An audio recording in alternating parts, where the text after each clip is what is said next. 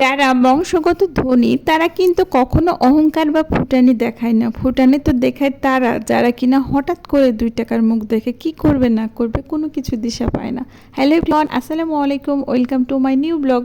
যারা যারা আমার পেজটিকে এখনও ফলো করেনি অবশ্যই ফলো করে দিবেন। আচ্ছা যাই হোক, এইবার রমজান মাসে আমি তেমন কিন্তু ভাজা পোড়া খাইনি। আসলে ভাজা পোড়া খেলে কেন জানি শরীরটা ভালো থাকে না, এজন্য তেমন ভাজা পোড়া খাই নাই। তবে একটা একটা কিন্তু থাকবেই, না হলে কিন্তু ভালো লাগবে না। ছোলা বা একটা অন্য কোনো ভাজা পোড়া থাকলে আমার কাছে ভালো লাগে, আর না থাকলে মনে হচ্ছে প্লেটটা ফাঁকা ফাঁকা লাগে, তেমন ভালো লাগে না।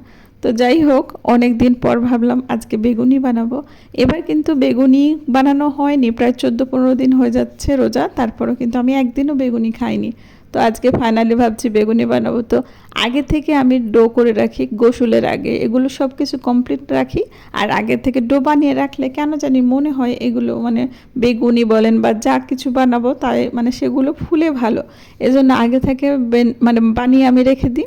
দেন তারপরে তো এখানে আমি বেগুন কেটে নিয়েছি, ধুয়ে নিলাম। তো ফাইনালি বিকালবেলা আমি বানাতে শুরু করেছি। তো এখানে প্রথম প্রথম বানালে কেন জানি ভালো হয় না। তো দেখলাম ডোটা একটু নরম হয়ে গেছে বেশি। তো তারপরে তো জানেন বেগুনি বানাতে গেলে সাথে তো বুন দিয়ে ফ্রি হয়ে যায়, এই যে দেখছেন বুন দিয়ে হয়ে যাচ্ছে। তো যাই হোক, যা হবে হোক, সমস্যা নাই। তো একটা একটা করে বানাচ্ছি, আর বেশি তেল দিয়ে আমি বানাই না, কারণ অনেকগুলো তেল নষ্ট হয় আর বাসি তেল নাকি খেতে হয় না, এই জন্য অল্প তেল দিয়ে কিন্তু আমি একটা একটা করে বানাচ্ছি। যাই হোক, ভালো পারি আর খারাপ পারি, নিজে যা পারি সেটা আলহামদুলিল্লাহ। আর ভালো হোক খারাপ হোক নিজে তো খাই, আর বাজারে খেতে পারি না। তো ফাইনালি 4টা বানানো হয়ে গেছে। 6টা বানিয়েছিলাম, পরে 2টা বানিয়েছিলাম। তো ভিডিও করবো এই জন্য 4টা করে ফেলছি আগেই, আর কি পরে আর করা হয় না। তো এখানে লাল শাক দিলাম, মানে সবজি না খেলেও ভালো লাগে না, তো লাল শাক দিয়েছি, সাথে কাঁচামরিচ দিয়েছি। লবণ কিন্তু দিই না, লবণ পরে দিই। লবণ দিলে অনেকগুলো মানে বের হয়, পানি বের হয়, এই জন্য পরে দিই। তো তারপরে তো এখানে মাছ ভর্তা করবো, এই জন্য মাছগুলো ভালোভাবে ভেজে নিলাম। আর এখানে তো বড়ি রান্না করবো, এই জন্য অল্প বড়ি মানে কষিয়ে রাখছিলাম আর কি, মাছ দিয়ে রান্না করব।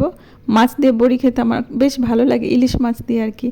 তো তারপরে তো বিকেলে মাঝে মধ্যে বসে আড্ডা দিতে এই ভিডিওটা করে ফেলছিলাম।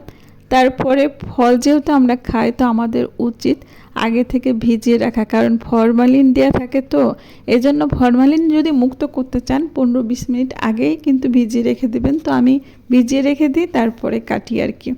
তো দেন দেখলাম অনেকগুলো কালেকশান আসছে, বোরখার কালেকশানগুলো সেই ভালো ছিল, ভালো লেগেছে আমার।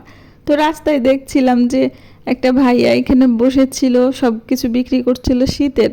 তো আমাদের মোজা তো লাগে সব সময়, আমার হাজব্যান্ড তো জুতা পরে। তো এই জন্য এখান থেকে আমি 2 জোড়া মোজা নিলাম। মোজাগুলো বেশ ভালোই ছিল, সুন্দর ছিল, এই জন্য আমি নিলাম। তো ভিডিও করে নিলাম লোটু ব্র্যান্ডের। তো আজকের মতো এ পর্যন্ত, ভালো থাকবেন, সুস্থ থাকবেন, আল্লাহ হাফেজ, আসসালামু আলাইকুম।